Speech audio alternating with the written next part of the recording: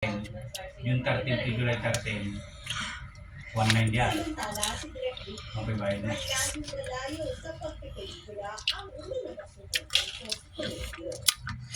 Yung mga kapatid ko mga para ako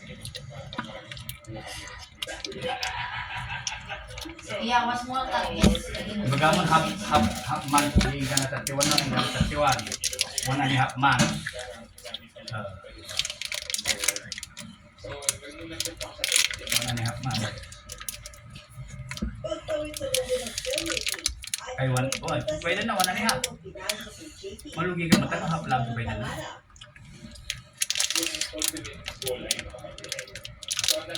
Dugong lang rin yung 1.5 month. Pero pwede na lang.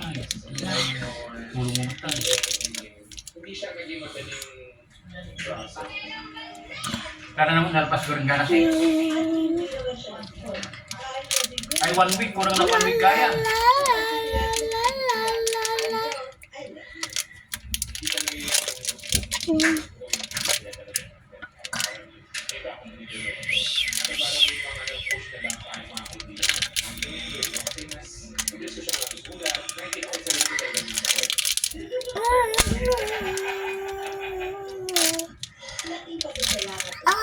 Shady.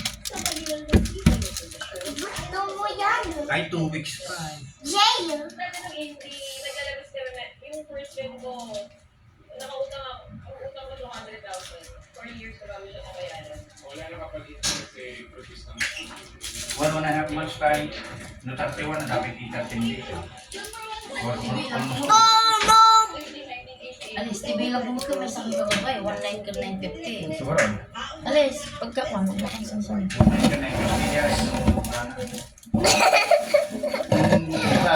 Action siguro. Kita lang ba? Kita na di Bag na ginagawa. 9.15. 1.9 dati may damo.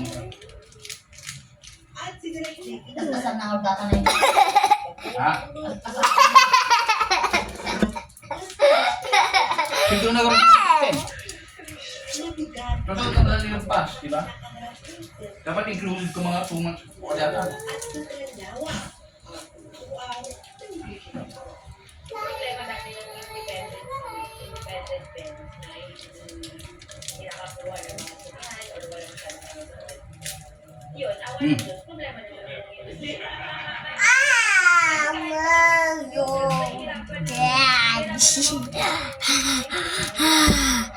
June 13 to July 13.